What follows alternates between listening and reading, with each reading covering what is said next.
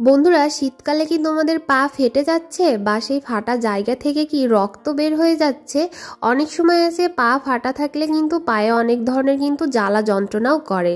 তো বন্ধুরা, এই ধরনের সমস্যায় কি তোমরা ভুগছো? তাহলে কিন্তু কোনো টেনশন করার দরকার নেই। আজকে আমি তোমাদেরকে ঘরোয়া পদ্ধতিতে এমন একটা রেমেডি তোমাদের সঙ্গে শেয়ার করব, তোমাদের পা কিন্তু একেবারে নরম তুলতুলে হয়ে যাবে আর পায়ে কিন্তু চিরতরের থেকে কিন্তু এই ফাটাটা কিন্তু চলে যাবে।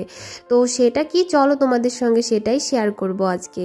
তো এখানে দেখো আমি একটা পেঁয়াজ নিয়ে নিয়েছি, আর এখানে যে পেঁয়াজটা আমি নিয়েছি দেখো সেই পেঁয়াজটা কিন্তু লাল পেঁয়াজ।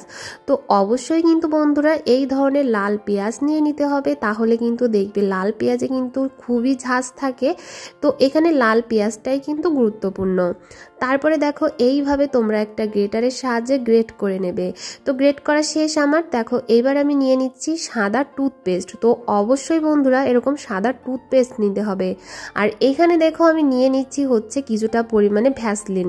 তো ভ্যাসলিন কিন্তু আমাদের পা ফাটার জন্য কিন্তু খুবই খুবই উপকারী, আর টুথপেস্টের তো কোনো তুলনাই হয় না। তো দেখো এই তিনটে জিনিস কিন্তু আমি কতটা ভালো করে দেখো মিক্স করে নিচ্ছি।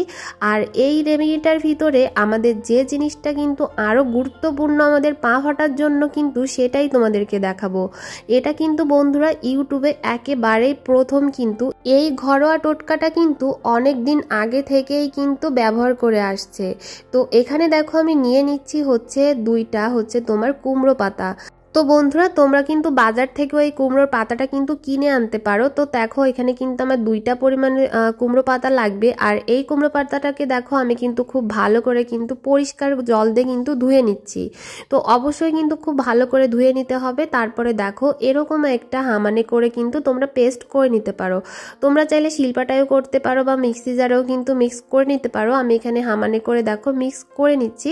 এবার দেখো এই যে আগে যে আমি রেমেডিটা তৈরি করেছি সেটার ভিতরে কিন্তু আমার এই যে কুমড়ো পাতার যে পেস্ট আছে সেটা কিন্তু আমি এবার দিয়ে দিলাম। তো চলো এটাকে সাইড করে রেখে আমাদের কিন্তু এবার আরও একটা কাজ করে নিতে হবে। সেটা কি, দেখো এখানে আমি হালকা উষ্ণ পরিমাণ গরম জল নিয়ে নিয়েছি একটা বড় পাত্রে, আর দিয়ে দিচ্ছি দেখো কিছুটা পরিমাণে শ্যাম্পু। আর এখানে দেখো দিয়ে দিচ্ছি 1 চামচের মতো তোমার লবণ, যে লবণটা আমরা তরকারিতে খেয়ে থাকি সেই লবণ দিয়ে দিচ্ছি। আর এখানে দিয়ে দিচ্ছি হচ্ছে 1 টুকরো পরিমাণ লেবুর রস। তো লেবুর রসটা দেওয়ার পরে দেখো আমি একটা কাঁচির সাহায্যে সুন্দর করে লেবুর খোসাটাকেও কিন্তু কুচি কুচি করে দিয়েছি। এবার এটাকে কিন্তু ভালো করে দেখো ফেনাটা উঠিয়ে নিয়েছি। এবার চলো তোমাদেরকে দেখাই। এই যে পাটা দেখতে পাচ্ছ, এই পাটা কিন্তু গোড়ালিটা অনেকটাই শক্ত হয়ে গিয়েছে। এখনো সেভাবে হয়তো ফেটে পারেনি, কিন্তু দেখো পাটা কিন্তু শক্ত হয়ে ফাটার মতোই কিন্তু হয়ে গিয়েছে। তো এই যে শক্ত পাটা আছে সেটাও কিন্তু নরম তুলতুলে হয়ে যাবে। যাদের পা অতিরিক্ত ফাটা আছে দেখো এই কাজটা না করলে কিন্তু রেমেডিটা নিয়ে কিন্তু কোনো প্রকার উপকার হবে না। তো সর্বপ্রথম আমাদের পায়ে যে ময়লাটা থাকে সেই ময়লাটা কিন্তু আমাদেরকে অবশ্যই এরকম গরম জল করে আমাদের কিন্তু উঠিয়ে নিতে হবে। আর এই ময়লাটা ওঠানোর পরে আমরা যে রেমেডিটা তৈরি করেছি সেটা কিন্তু খুবই কার্যকারী হবে। তার জন্য দেখো এখানে আমি নিয়ে নিয়েছি একটা নেট, আর নেটের সাহায্যে দেখো এই যে পাটাকে কিন্তু ভালো করে ঘষে নিতে হবে। এই পায়ে যতটা ময়লা আছে সেটা কিন্তু এই লেবু, তারপরে তোমার শ্যাম্পু আর হচ্ছে লবণ দেওয়ার কারণে কিন্তু দেখো পাটা কিন্তু একেবারে পরিষ্কার হয়ে যাবে। আর আগে তো দেখতেই পেয়েছো পাটা কিন্তু কেমন ছিল, তোমার কালো কালো ময়লা ছিল বা হচ্ছে পিছনের দিকটা কিন্তু ফেটে গিয়েছে। তো এইভাবে জাস্ট 5 মিনিটের মতো তোমরা ভিজিয়ে রেখে পরে এইভাবে কিন্তু তোমরা পাটাকে মুছে নেবে। তো এরপরেও কিন্তু তোমাদেরকে আরও একটা স্ক্রাবারের কাজ করতে হবে। সেটা কি, চলো তোমাদেরকে সেটাই দেখা। আগে পাটা ভালো করে মুছে তারপরে। তো এই যে ঘরোয়া রেমেডিটা তৈরি করছি এটা যদি তোমরা মাসে 2 বার ব্যবহার করো দেখবে তোমাদের জীবনে কখনো কিন্তু আর পাটা ফাটবে না। আর এটা এমন একটা টোটকা বন্ধুরা, এটা কিন্তু অনেক আগে থেকে ঠাকুমা দিদিমারা কিন্তু এই টোটকাটা ব্যবহার করে কিন্তু তাদের পা ফাটাটা কিন্তু দূর করতো। তখনকার সময় কিন্তু অনেক আগে কিন্তু যে পা ফাটার মলম বের হয়েছে এরকম কিন্তু না, তখনকার সময় থেকে কিন্তু এইটা কিন্তু চলে আসছে। তো এখানে দেখো আমি লেবু নিয়ে নিয়েছি 1 টুকরো, আর দিয়ে দিয়েছি লেবুর সঙ্গে কিন্তু কিছুটা পরিমাণে চিনি। এটা কিন্তু আমাদের পায়ে একটা স্ক্রাবারের কাজ করছে। দেখো এখানে তো কতটা ময়লা ছিল, শক্ত হয়ে গিয়েছিল, সেটা কিন্তু একেবারে দেখো আমার লেবুটা দিয়ে ঘষার ফলে কিন্তু এটা একেবারে চলে যাচ্ছে।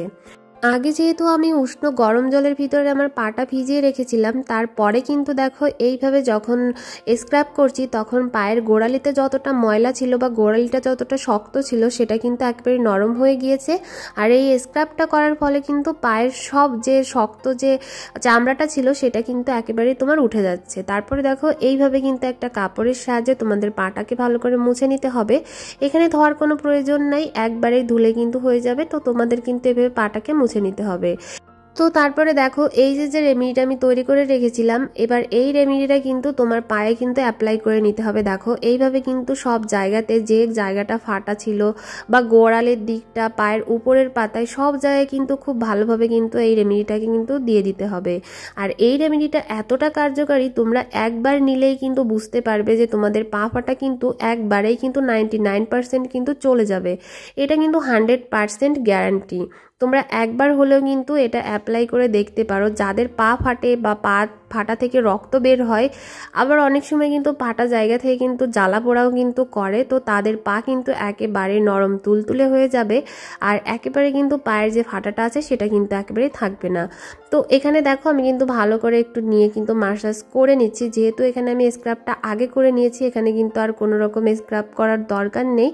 তোমরা এইভাবে হাতের সাহায্যে একটু ম্যাসাজ করে নেবে। আর এই যে গোড়ালির দিকটা, যাদের পা একটু অতিরিক্ত ফাটা, তারা গোড়ালির দিকটায় এইভাবে কিন্তু এই রেমেডিটাকে জাস্ট 5 থেকে 10 মিনিটের মতো কিন্তু একটু লাগিয়ে রেখে দিতে হবে।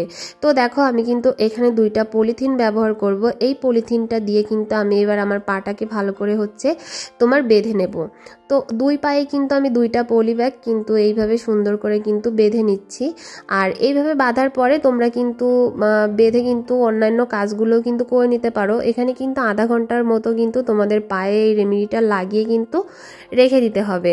তো আধা ঘন্টার কম রাখলে কিন্তু হবে না। দেখো এই রেমেডিটা যতটা কষ্ট করে তুমি তৈরি করেছো, একটু যদি ধীর স্থিরভাবে যদি তোমরা পায়ে অ্যাপ্লাই করতে পারো, দেখবে তোমাদের নিজেদেরই কিন্তু পা ফাটা থেকে অনেকটা কিন্তু আরাম পাবে।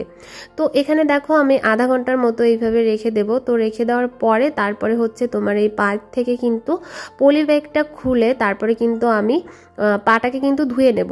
তো পাটাকে ধোয়ার সময় কিন্তু তোমরা যে কোনো জল কিন্তু ব্যবহার করতে পারো। তোমরা ট্যাবের জল হোক, কোনো রকম গরম জল এখানে না ব্যবহার করলেও হবে। তো দেখো পাটাকে ভালো করে ধুয়ে নিতে হবে।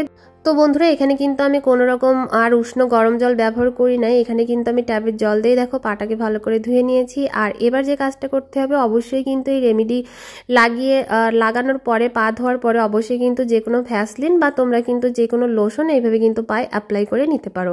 তাহলে তোমরা দেখতে পারবে যে তোমাদের পাটা কতটা নরম তুলতুলে আর কতটা সুন্দর হয়ে গিয়েছে। যাদের পা অতিরিক্ত ফাটা তারাই কিন্তু এটা একবার ব্যবহার করলেই কিন্তু বুঝতে পারবে যে এটা কতটা কার্যকারী টিপস। আর এই টিপসটা কিন্তু ইউটিউবে প্রথমবার, তোমরা অবশ্যই কিন্তু অ্যাপ্লাই করে দেখতে পারো। তো আজকের ভিডিওটি তোমাদের কাছে কেমন লেগেছে সেটা কিন্তু অবশ্যই কমেন্ট করে জানিও, বা তোমাদের কতটা কার্যকারী হয়েছে সেটাও কিন্তু কমেন্টে জানাতে একেবারেই ভুলো না। বেশি বেশি করে শেয়ার করে দিও।